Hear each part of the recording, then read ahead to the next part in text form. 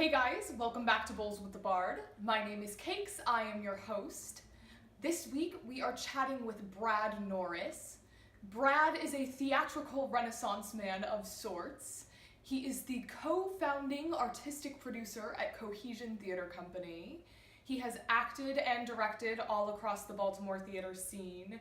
He's a teaching artist at the Baltimore Shakespeare Factory, and he has also fight choreographed for various theaters in Baltimore.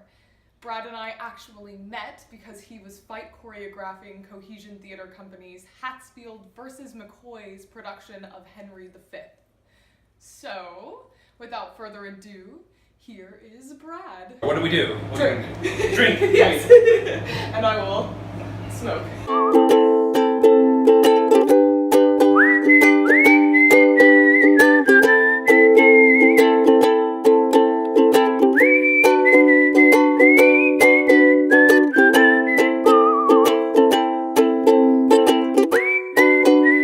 Alright. Yay! Brad. Yes. What experience got you to love Shakespeare? When I was in, so I had studied and read Shakespeare in middle school and in high school and things like that. But when I was in, I want to say it was sophomore year of high school, the English teacher that I had, Mr. Armstrong,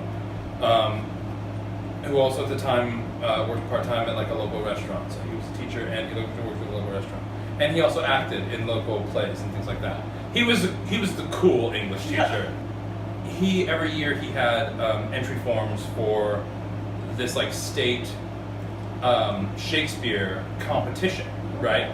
And he would approach students who seemed like they had an interest in theater, or had an interest in Shakespeare, or just had a good like public reading thing.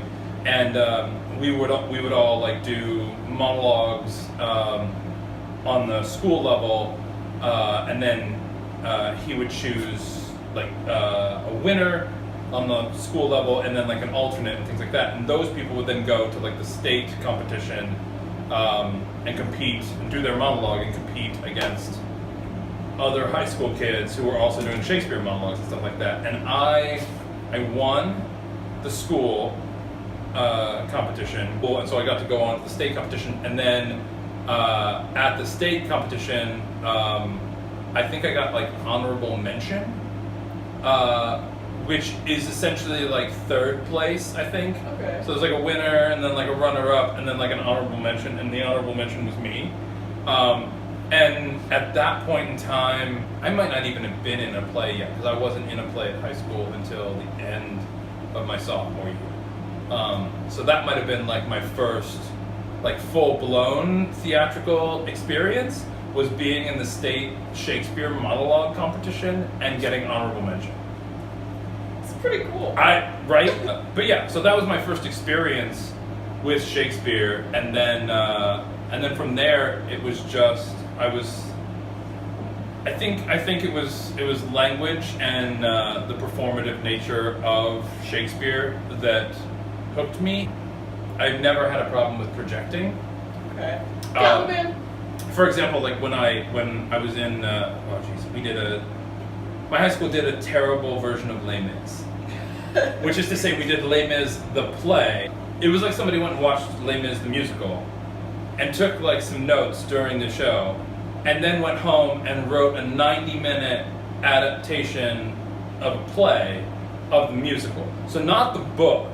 Like I don't think they read the book. I think they saw the musical and they were like, here's what I remember, 90-minute like fast-paced thing. So it was just a bad script to start with, right? And I played Javert in that, and my grandmother and grandfather came and saw that show and sat in my high school gymnasium, and afterwards, I don't know if it was my mother or it was my father who was talking to them, and they were like, how did you like the play and stuff like that? And they said, it seemed great, but the only person that I could hear was that one kid in the hat. You know, he was the only one who was loud enough. And they were like, that was Brad. So they didn't even know that was me on stage. But, so it made that note even more special, you know, in a way. It was like, I could hear that kid. I could tell what he was saying. Like, and it wasn't like favoritism. It was like, no, this is honest. I couldn't hear a word anybody else said, but I could hear that one kid. Oh, that was my grandson? Cool, he did a good job, right? So I think because I've always been loud, especially when I'm on stage, sort of the performative nature of like some of Shakespeare's big scenes and big monologues and things like that has always been fun for me. I really enjoy the monologues that are like meant to be delivered to an entire army of people. Yeah, it's just one of those things that's around constantly. Like, it was what we studied in our English classes. It was what in like the advanced English courses and stuff that I took. Like, it was like, well, we're gonna dig into this Shakespeare this year, and like last year you dug into this Shakespeare, and so this year we're gonna dig into a different Shakespeare. And it was like, there's a lot of Shakespeare to dig into, isn't there? Right? So yeah, so that was probably where it all started. It was high school for me, standing on stage in tights and a codpiece and just like belting, but not being able to sing because I never started any musicals. Like, that was not my thing. Like, but I could stand on stage and you could hear me in the back. Like, so Shakespeare made sense for that. Do you have a favorite or least favorite production that you've seen?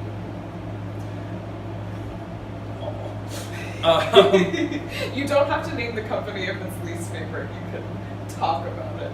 It's fine. No, the people who were in this production are not going to see this video anyway, so it doesn't matter. And even if they do, like, it's been years, so they're not. It's not like they're going to deny that it was terrible. So frequently, when I'm talking about doing something new or putting like a crazy concept or something like on that, like on a show, whether it's a Shakespeare or whether it's a different classic or whatever, things like that, like I will frequently use the idea of like the post-apocalyptic thing as just like a generic, like people understand what it means. Yes. You know, to be like, let's do Henry V, but post-apocalyptic Henry V, and then immediately people have ideas about like what that might be or about how terrible that might be, right? Nobody knows though that I actually saw when I was, it might have been my senior year in college, or it might have been just after college had ended, but I saw a post-apocalyptic Romeo and Juliet. And I just of all the plays. Right. So like Romeo and Juliet works on so many levels in so many times and places, right? Because you think like timeless, classic love story. It's just about these two people like getting together. Like, never mind that they're like 13 and whatever. Like, it's not creepy. It's beautiful. Like, fuck Rosalind. Who cares about her? I was just in love with her yesterday. So, but post-apocalyptic Romeo and Juliet, I will say this about it. If you don't in some way like own the fact that like we are feuding families because resources have become scarce, right? If the reason that the Capulets and Montagues are like at each other's throats has to be because everyone's dead and there's no food left, or like radiation is poisoning everybody, like that needs to be the goal there. And within that, it's really hard to take like a "will you bite your thumb, sir? Do you bite your thumb, sir?" scene seriously when it's like, we all fucking died in the nuclear holocaust, and you're over here like casually walking through the rubble, biting your thumb at people, right? Like, there are some bits of that show that just don't hold up under post-apocalyptic scrutiny, right?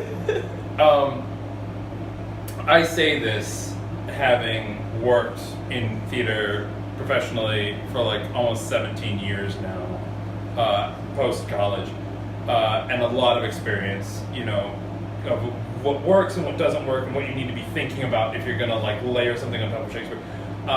At the time, I just knew it was wrong, and I didn't know why it was wrong, but I knew that like I had taken a train an hour and a half to Waukegan, Illinois from Chicago to see this because I was friends with some people, and then I just couldn't justify ever doing that again. ever. So really I apologize to anybody who ever puts on a post-apocalyptic version of Shakespeare. You're gonna have to come to my house and you're gonna have to sell me hard on why I should buy a ticket, because I went there once and that was it. That was it. Fair. Contrary to that, I have seen some amazing Shakespeare in my time, but probably my favorite performance of Shakespeare, this is going to sound corny, is in the movie The Renaissance Man with Danny DeVito. He is training, he's a substitute teacher at an army base, teaching like a remedial English class to a bunch of like failures, right? Like they couldn't hack it as soldiers because they don't have like high enough IQs or grades or whatever it is. So they're in like a summer remedial English class and he doesn't want to be there either. And like everybody hates everybody. But like over the course of the movie, they come to terms with each other and he learns to meet them on their level and they learn to like understand him and everybody gets better and stuff like that. And they do it all around Hamlet, right? Okay. Because like one day they're like, whatever, he's like puts on movies for them to watch and he doesn't give a shit and he's sitting over in the corner reading Hamlet. This is the plot to Renaissance Man, in case you've never seen it. He's sitting over in the corner of the classroom reading Hamlet and like they start to get into a conversation or whatever and like one of the guys asks him like, well, what are you reading, teach? And he's like, this is Hamlet. Like you don't care about this, blah blah blah. And they're like, what the fuck is Hamlet?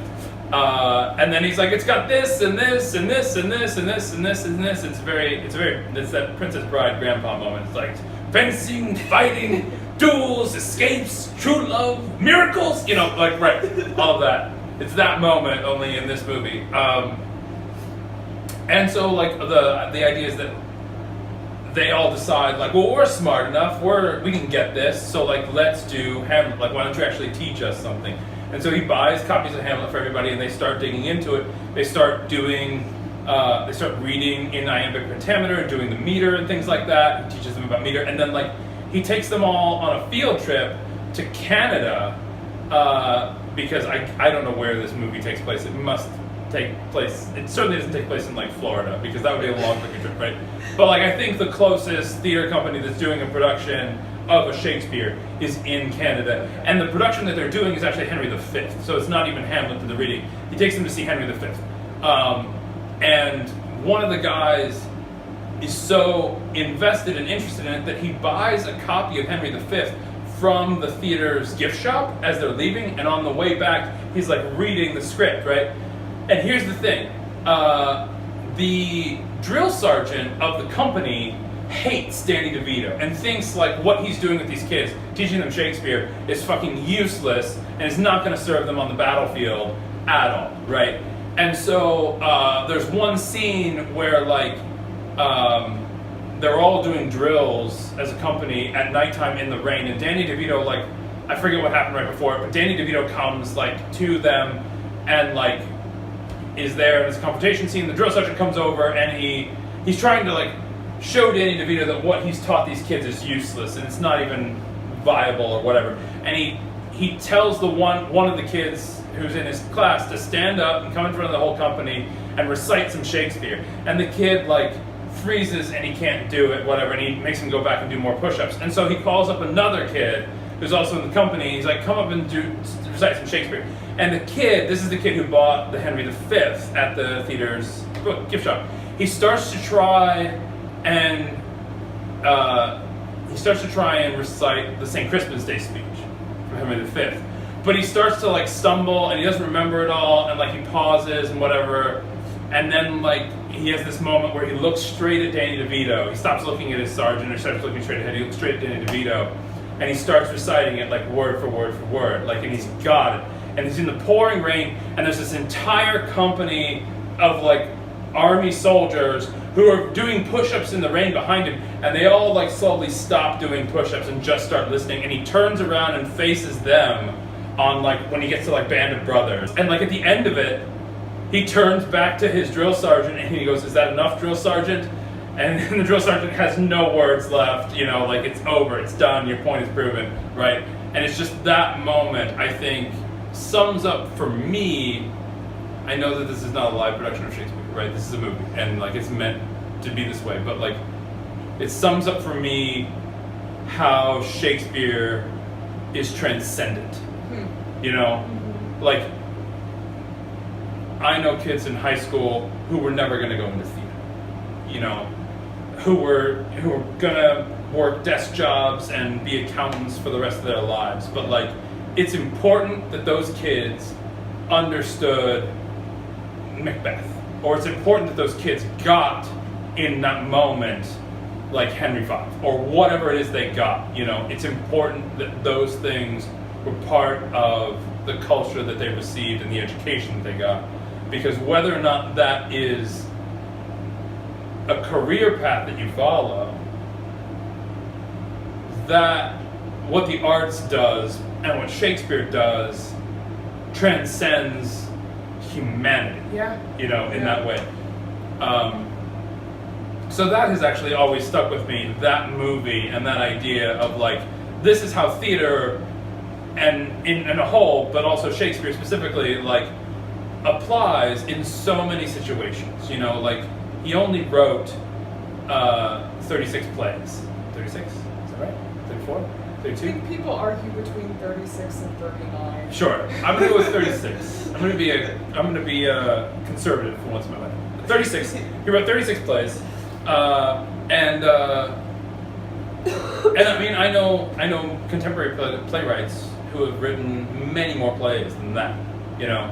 But what Shakespeare does in the course of 36 plays, and the topics that he touches on, and the ways that he breaches class and race, and is part of the reason why Shakespeare has stayed around for so long. Shots. If you could play any character, male, female, doesn't matter, who would you play? I think I would honestly really enjoy playing Iago, mostly because Iago is fascinating to me because I feel like Othello, particularly as a play, is an interesting juxtaposition of what Shakespeare's other work is. It's first of all, the fact that he's got a main character of color is unique in all of Shakespeare. Expressly, you know, the main character, the title character of the play. But also, like, Iago spends about 5 minutes being Othello's best friend and top lieutenant. And then he spends the rest of the play plotting against him in the way that, like,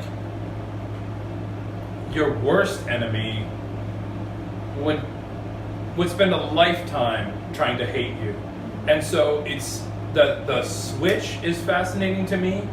The machination level is fascinating to me. The downward spiral of the whole play, you know, of all the people in it, and how they get caught up not only in themselves but in the truth. I think Othello also is a play that has become more interesting to me as a director, but also as a performer recently because there's this whole conversation about like fake news and the truth and like who do you believe? Where do you get your information from? And like who's actually on your side and who's just using what they know about you to pull the wool over your eyes? You know, right? And so Othello, I think, is right for, and not maybe not overtly, maybe it's not like obvious to anybody else, but I think Othello is right for some kind of like repositioning within the 21st century and this particular time period. But Iago is evil in a way that like very few other characters are in Shakespeare. You know, I mean, I think of like Macbeth and Lady Macbeth, right? And they are ambitious.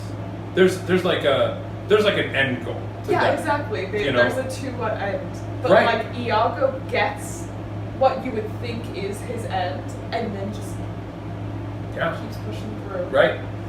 And at the end of the play, Iago does not die. No. Right?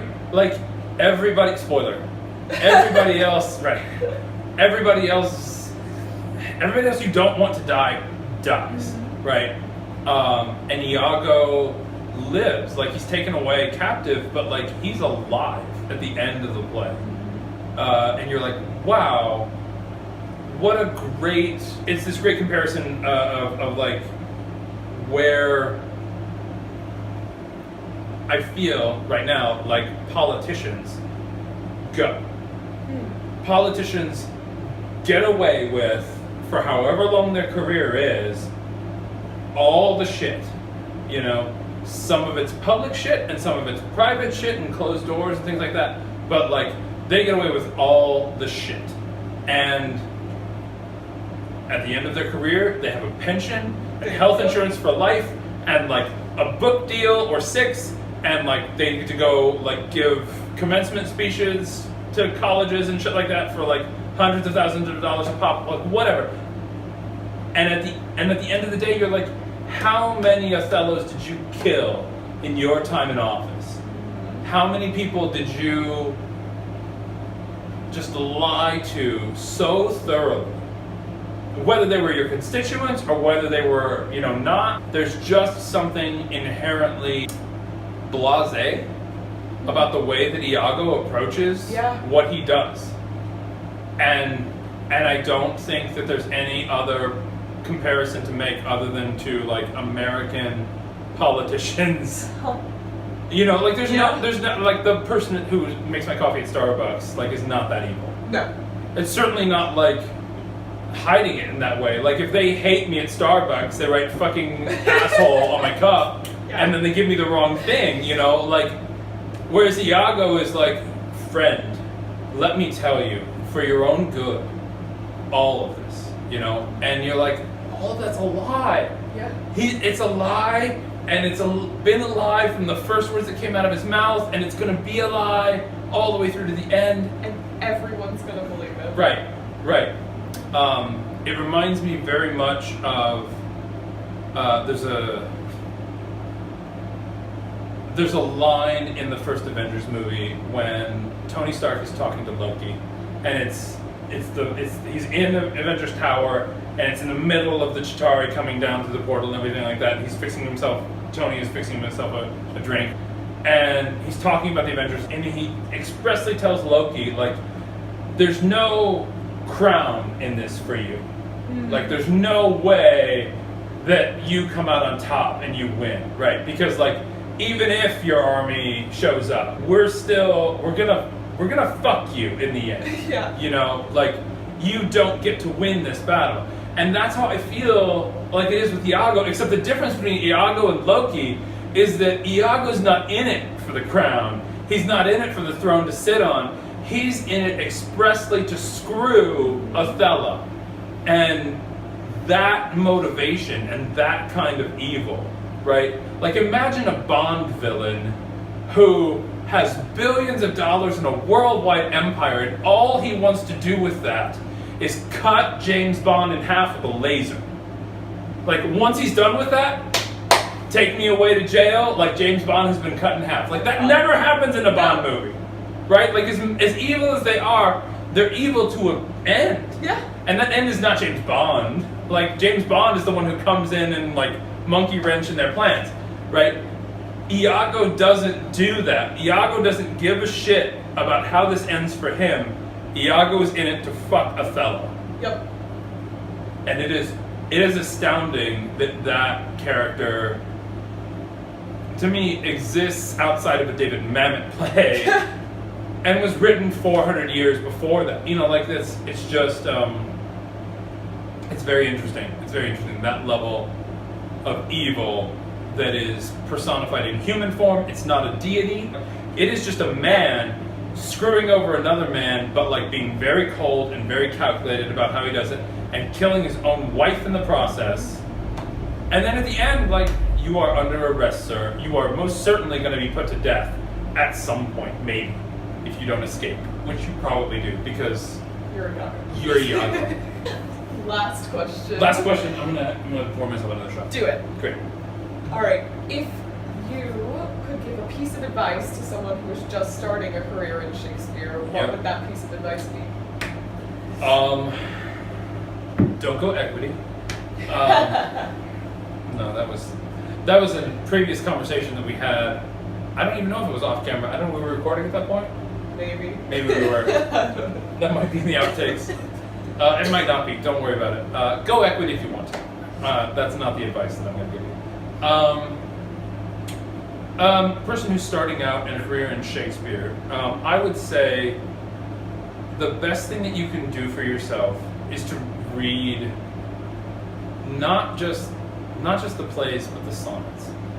And I say that because every serious Shakespearean actor, every serious Shakespearean director, every person that I've ever met who's into Shakespeare and I really admire and respect has a great amount of appreciation for the meter of Shakespeare.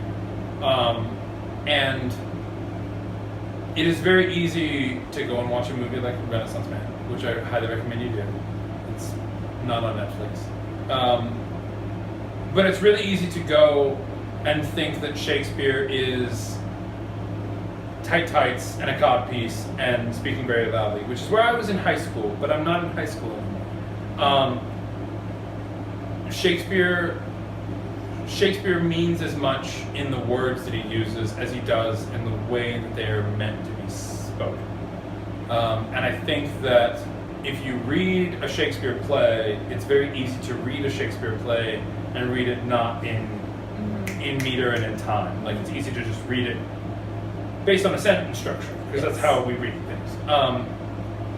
It's impossible to read a sonnet without reading it with the meter and the top, because that shit rhymes. Yes. Shakespeare wrote a lot of those. I think it's interesting when you look at playwrights and what they value and what they write about. I'll use the example of a playwright that I'm currently madly in love with, which is Caridad's Fitch, who I'm going to be seeing this weekend, actually, in Philly. Caridad has written as many, or almost as many, adaptations of works as she has written original pieces. And that's because she values language in a way, that I can't explain. There's a book of hers that is all adaptations of Gabriel Garcia Lorca's plays.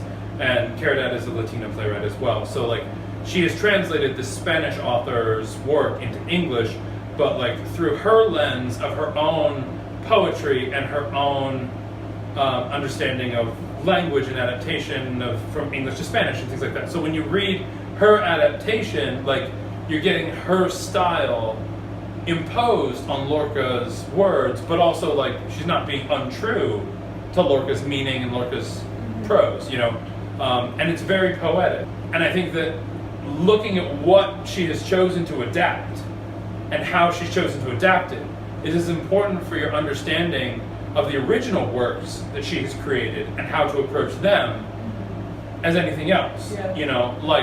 I, as a director, am very picky about projects that I take on, because the things that are most important to me, and I'm just sort of coming to terms with this as a director, and just in terms of my realization, I think it's always been there, but realizing how to frame it and use it and explain to other people. World building is the phrase that I keep using about what's important to me as a director. I want to create a world that these characters live in, but also that the audience gets to come and live in too, right? So if there's a play that doesn't require me to build a world, it's probably not a play I'm going to direct, right?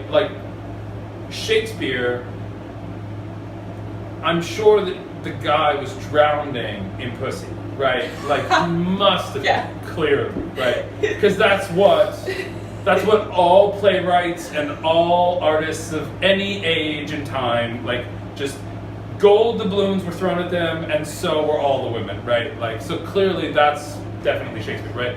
But, so, given the fact that Shakespeare obviously was writing all these sonnets for all the girls that were showing up at the stage door for him, none of this is true. The fact that he wrote a whole bunch of sonnets tells you what Shakespeare valued, yes.